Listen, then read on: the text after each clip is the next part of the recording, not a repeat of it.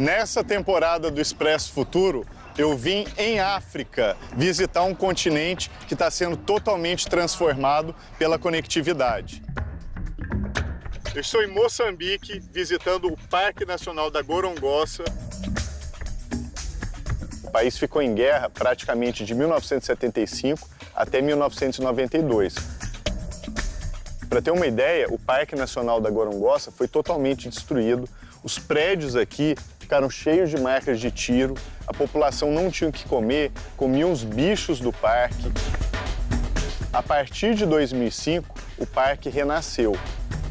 A minha impressão é que o Parque Nacional da Gorongosa virou, na verdade, um laboratório, né? Porque não é mais só conservação. Exato. Aqui é experimentação, investigação, pesquisa. É isso. Educação. Saúde, pessoas.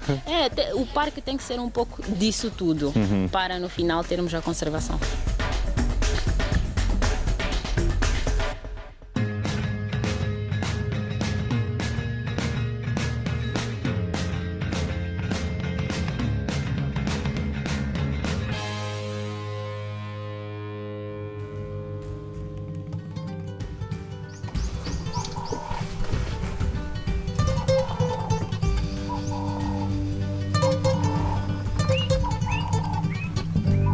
O Parque Nacional da Gorongosa vai muito além da ideia apenas de conservação.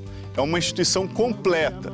Tem programa de mestrado, pesquisa, faz escavações atrás de fósseis, ou seja, trabalho de paleontologia e também muita pesquisa científica, inclusive em conexão com a comunidade que vive em torno do parque. Ou seja, pensa a natureza a partir também da dimensão humana.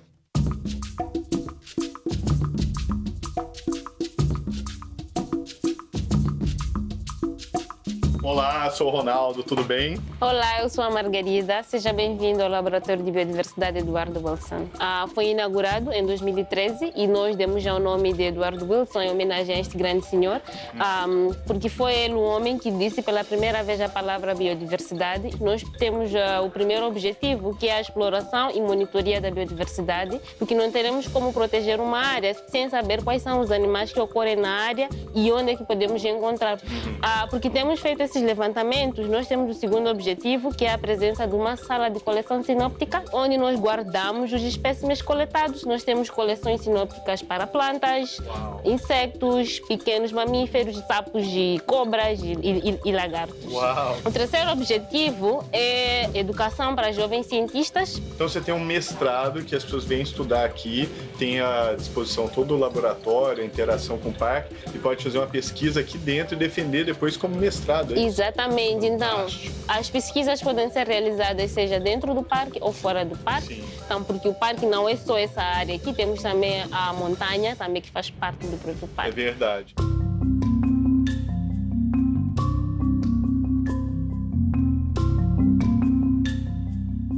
Vocês estão no Laboratório Molecular e Genética. Eu vou falar dos dois projetos que estão sendo desenvolvidos dentro deste Laboratório Molecular e Genética, que é extração química e extração de DNA.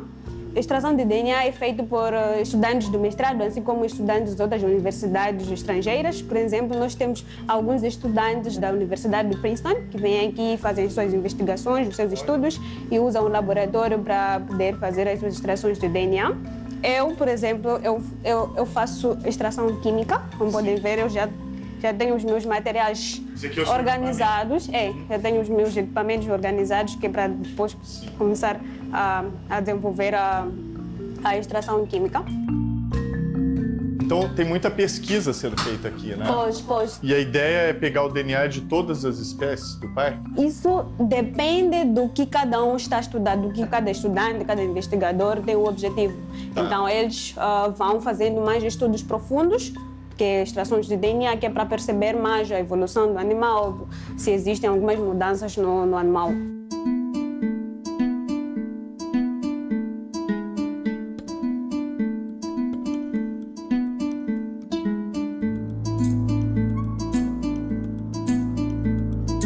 Então, para melhor monitorar os nossos espécimes e as nossas coletas que temos realizado aqui na Gorongosa, nós temos uma base de dados eletrônica que chama-se Mantis, que é esta que foi desenhada internamente pelo Dr. Piotr Naskresk.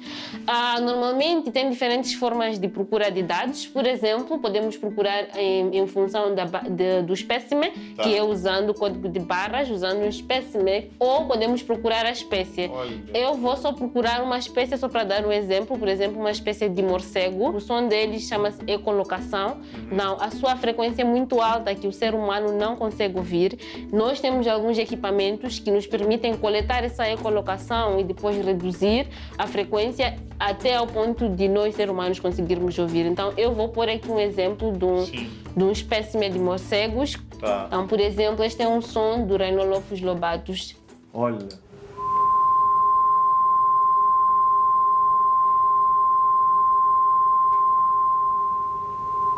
Gente, deu até um medo desse morcego. Não, eles emitem esse som para se comunicar entre eles. Imagem deles. Exatamente. A ideia é mais saber, por exemplo, se tem um obstáculo, porque eles não têm uma boa visão. Então, eles usam mais essa ecolocação para poder se comunicar e também para caçar. Então, por exemplo, essa fotografia foi tirada no local, que é uma das grutas. Agora, no futuro, essa base de dados vai estar disponível online, talvez. Sim.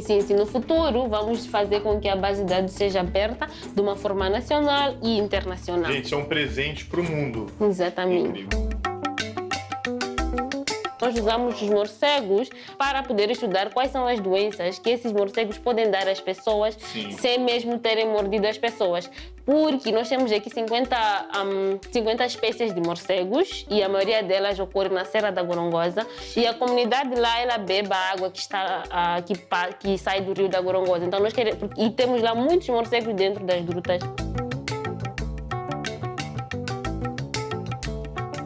Além de saber das doenças, queremos também entender o comportamento dos morcegos. Então, esta é a nossa sala.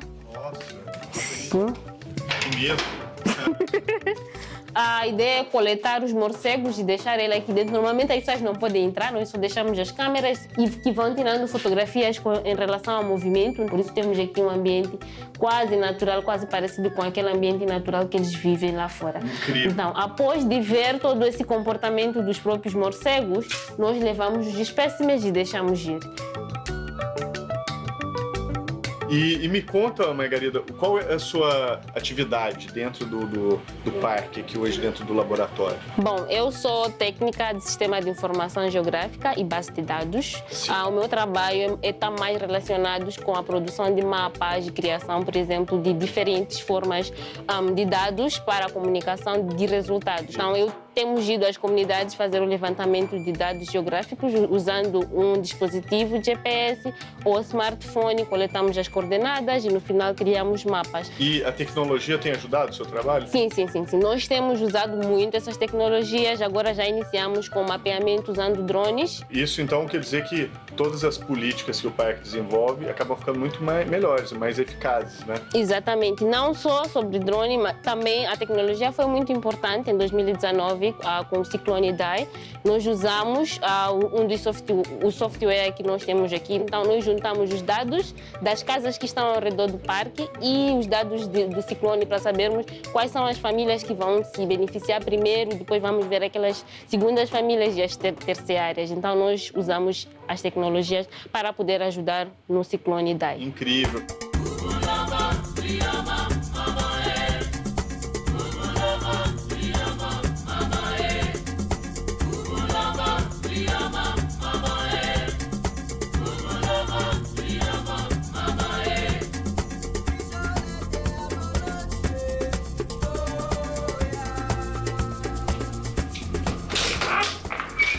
Olá, boa tarde, tudo bem? Olá, boa tarde. Eu sou o Ronaldo, muito prazer. Eu sou Francisca, técnica do herbário. O herbário é o sítio onde guardamos as coleções de plantas secas com seu nome, científico. Ou seja, só para explicar para o pessoal, cada tipo de planta que tem aqui dentro do parque, alguém já foi lá, descobriu, Sim, pegou uma amostra, Sim, sim. colocou aqui nesse objeto Sim, na e prensa. trouxe aqui no herbário. É isso sim, mesmo? sim, é isso. E se você encontra uma planta que não está catalogada, o que acontece? Uau, isso é uma maravilha. Porque engrandece o nosso esforço também. É Ou seja, quando acha uma planta nova não catalogada, é igual Sim. ganhar na loteria. verdade, é isso. Tipo um prêmio. É um prêmio. Muito legal. Ok, Ronaldo, seja bem-vindo ao herbário. Obrigado, Francisca. Inclusive, agora eu entendi porque que você tá com casaco, né? Porque aqui é muito frio. É eu já frio. tô com frio logo depois de entrar. Verdade. A ideia da temperatura baixa é para tirar a umidade e também para manter preservado as plantas que nós temos aqui. Esta fica aqui para nós mostrarmos porque é uma das mais comuns, né? As palmeiras, né? E o fruto são esses aqui.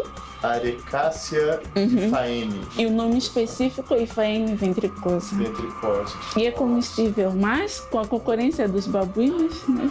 E esse aqui o Passou. ser humano pode comer? Sim, sim, sim, os frutos. Ah, os frutos. Os frutos. Que interessante. Só que o babuíno gosta, então ele que acaba Sim, pegando então, primeiro. não encontras. Malandros esses babuínos. né? E também temos o código de barra para termos essa informação em físico, assim como eletrônico. Quem está no Brasil pode acessar as informações do herbário aqui? É nosso objetivo ainda, estamos em processo, ainda estamos a colocar, então futuramente podem. Vai poder. Gente, olha que maravilhoso esse tesouro inteiro poder ser acessível, né, para o mundo todo. E Francisca, quanto tempo você está aqui já? 10 meses. 10 meses? 10 meses. Nesses 10 meses, quantas plantas você já conseguiu coletar para o herbário? Mais de 300. Mais de 300. Uau! Mais de 300. E o que é esse bonito, esse fruto bonito aqui, essa fava? Esse aqui é um feijão. Gente, Pode tirar da... isso aqui é um É feijão. um feijão gigante, né? Ok. Olha só. É comestível? Sim, mas tem substâncias tóxicas. Ah, tá. Só se pode comer depois de ferver em tornar água durante 12 vezes. 12 vezes. Isso. Eu já estava pensando em fazer uma feijoada com esse feijão aqui, tá, pessoal? E também acredita-se que esse feijão é mágico. Dizem os habitantes da zona tampão que se colocares o feijão embaixo da sua almofada e dormir, vai sonhar com o seu futuro. Meu Deus do céu. Queria até um depois para poder colocar embaixo do travesseiro. Mas já imaginou se cada um levasse? Não Ah, não, teríamos não dá, não para dá. mostrar. Ou melhor, vamos deixar no herbário aqui. Sim. Quando tiver o acesso digital, aí eu do Brasil eu imprimo uma foto do feijão e coloco embaixo do meu travesseiro, pode ser? Ok, tá bom.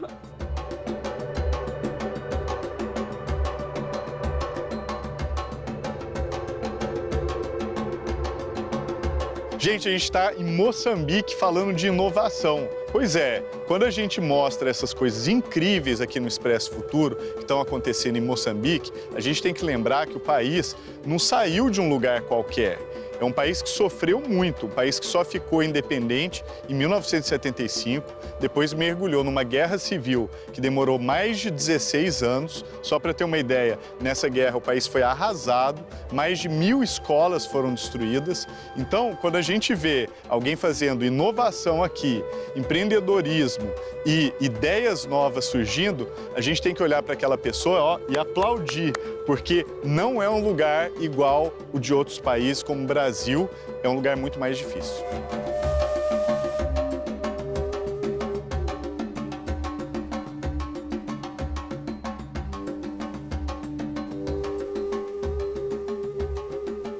Olá, tudo bem, Jacinto? Eu sou o Ronaldo, como vai? Prazer conhecer, sou Jacinto. E você é da paleontologia. Sim, sou da paleontologia. Aqui está na sala de coleção paleontológica, está a ver com o registro fóssil, assim como uma coleção dos ossos que nos ajuda a interpretar o registro fóssil que encontramos aqui na Gorongosa. E o propósito desse projeto é mesmo saber a biodiversidade antiga da Gorongosa. Há milhões de anos, o que a Gorongosa tinha. Interessante. Sim. E o que a gorongosa tinha? Interessante. São vários tipos de espécies que nos encontramos, a maior parte deles sobre, neste caso, a parte dos bovídeos, estão a falar daqueles que têm cornos, dos suídos, estão a falar por exemplo, dos porcos, diferentes tipos de espécies, até inclusive conchas de ostras e também dentes de tubarão, dente de tubarão-tigre. Isso é indicativo dentro da gorongosa. Isso que indica que uma parte da gorongosa, principalmente a região do Nordeste, era mar há milhões de anos. Uau! Foi achado na gorongosa? Na gorongosa, sim. Isso é inacreditável. Sim. Uma ostra num território no meio... Terrestre, meio terrestre. Jacinto, e como é que você veio fazer ciência aqui na gorongosa? Um bocadinho longa história. Eu parti da Universidade Eduardo Mondlane, fui enviado para ajudar a equipe de carnívoros no parque em 2016, a salvar os leões dos cabos de aços, dos elefantes, das armadilhas. E depois daí participei naquilo que chamava na altura Bolsa de Biodiversidade, de Investigação da Biodiversidade da Gorongosa. Durante o processo da Bolsa, estive ligado à professora Susana Carvalho, que é a professora de Oxford, e achei interessante que eu pudesse desenvolver a minha carreira nesta área. Eu também gostei e por essa razão que caí neste lugar. Fantástico. E hoje você é um cientista aqui na gorongosa. Sim, exatamente isso. Sou cientista aqui na gorongosa e a minha especialidade é a parte de ossos. Como é que você decide Tá bem. o que você vai escavar ali, entendeu? Tá bem. Como é que eu descubro os sítios fósseis? Isso. São várias abordagens. A primeira abordagem que se usou foi com imagem de satélite. Atualmente estamos já a incorporar mais uma outra ferramenta, que é a inteligência artificial. E essa já faz a classificação por ela mesma, que está desenvolvida com o nosso colega, João Coelho. Ou seja, a tecnologia está revolucionando a paleontologia. É exatamente isso. Para estudar o passado, a gente está tendo que usar as tecnologias do presente, talvez até do futuro. E, na verdade, a evolução humana como tal é uma área que envolve muitas disciplinas, interdisciplinaridade.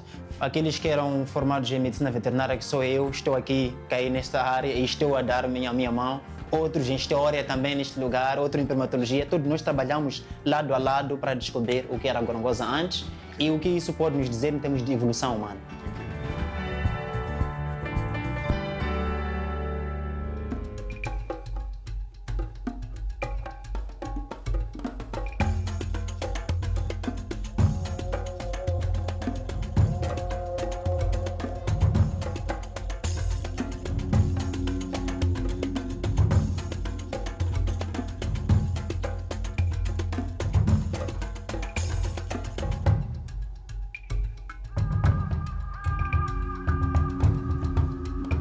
Gente, estou falando aqui como bobo. Onde a gente está agora? Agora está no Parque Nacional da Gorongosa, no Centro de Reabilitação de Pangolins em particular. Sou veterinário, então trabalho com pangolins desde 2019. E quem que é esse aqui? É o Janeiro, em homenagem Sim. ao colega fiscal que o capturou nas mãos dos furtivos. Sim. Exatamente. Estava sendo caçado, Janeiro. Estava sendo caçado. Ela foi capturada na província de Tete. Ai, gente, que fofa. O que nós fizemos é levá-lo para poder reabilitar até mais ou menos atinja entre 6,5 a 7 quilos. Depois vamos libertar para o seu habitat Depois natural. solta de novo. Exatamente. E conta pra gente que bicho que é o pangolim, porque no Brasil não tem pangolim, tá? Ok. É um mamífero, são os únicos mamíferos que apresentam escamas, neste caso. Sim. O que pangolim come? Os pangolins geralmente comem formigas Desculpa e te termites. interromper, mas olha isso. Ai, meu Deus, Janeiro. Você é muito fofo, muito fofo. Ele come formigas e termites. Ah, que é o cupim. O cupim. Sim, pois, nosso é. famoso cupim no Cupim. Brasil. Quando vocês trazem ele para reabilitação, aí o que vocês fazem com o pangolim para ele melhorar? Sim, sim. Se tiver ferimentos, o que nós fazemos é submetemos a um tratamento Tá. até que ele recupere e depois devolvemos ao seu habitat natural. Se o animal chega fraco ao centro, também fazemos o mesmo. Submetemos a um tratamento até que recupere e devolvemos ao seu habitat natural. E está em extinção o pangolim? Por quê, hein? O pangolim é um animal em extinção, sim, principalmente os asiáticos, Sim. usam o pangolim para a carne, para a alimentação, Para comer. para comer, sim. Para além disso, usam as escamas para a sua medicina tradicional. E tem muito caçador de pangolim? Ultimamente tem havido, por causa dessa abertura do mercado asiático. E graças ao trabalho de vocês, imagino que a população deve estar crescendo aqui, né? Exatamente. Desde que o centro abriu em 2018 até hoje, nós já libertamos aproximadamente 80 animais.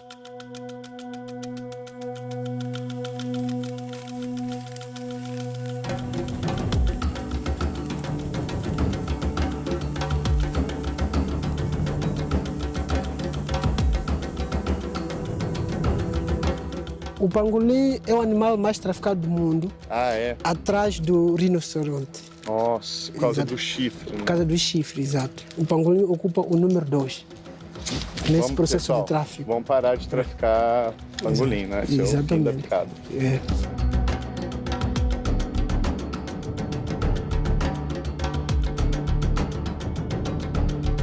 Quando nós libertamos eles para o seu habitat natural, nos primeiros meses nós colocamos um colar para poder monitorar como eles estão a se ambientar no seu habitat natural.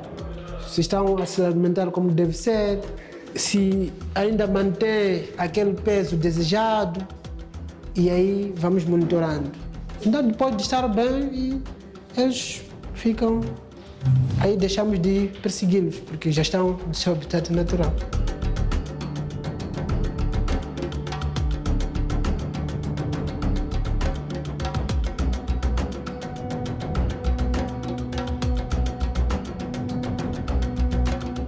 Nós estamos perante um edifício, não é? Que funciona o Departamento da Conservação. Estamos a falar, temos um setor que é de assuntos legais, onde são compiladas todas as informações que têm a ver com a tramitação dos processos, não é? Autos de notícia dos infratores que são encontrados a praticar atividades legais dentro do Parque Nacional da Gorongosa, assim como a Zona Tampão. Esta é a nossa sala de operações, não é? Toda a fiscalização, as operações são desenhadas nessa sala aqui, são planificadas nessa sala. Temos um sistema aqui muito avançado, uma tecnologia de ponta que é AirFrange. Nós conseguimos fazer o monitoramento direto em tempo real, não é? Daquilo que são as atividades da fiscalização feitas no campo.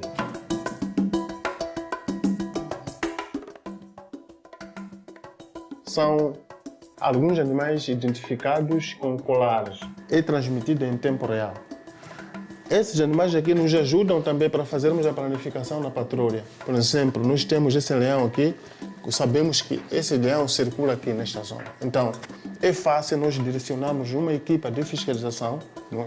Para poderem fazer a verificação, poderem fazer a limpeza da área, para ver se a área em que os leões circulam está devidamente tranquilo, não tem cabos de aço, não tem presença de pessoas. Isso também nos ajuda para questões de mitigação de conflito homem-fauna bravia. Não é? Nós conseguimos ver que os leões agora estão a aproximar a comunidade e nós temos uma equipa não é, reativa, uma equipa pronta para ir intervir a situação antes que aconteça, se calhar, qualquer algo.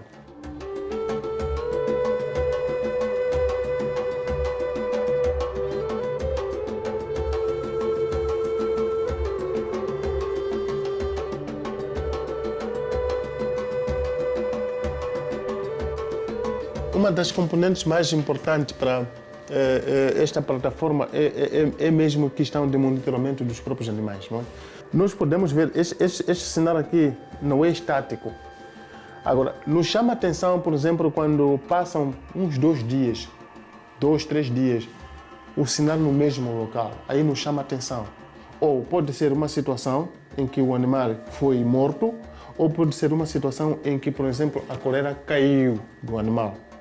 Então, quando isto acontece, a equipa de fiscalização tem que avançar para ir verificar não é, a situação no terreno.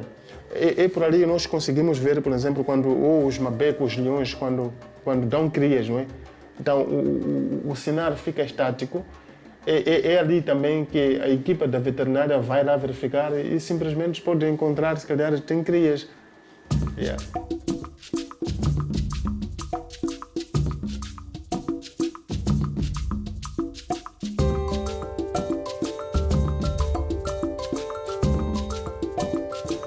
Nesse pôr do sol maravilhoso, é o momento da gente agradecer, né, a quantidade de lições que a gente aprendeu aqui no Parque Nacional da Gorongosa.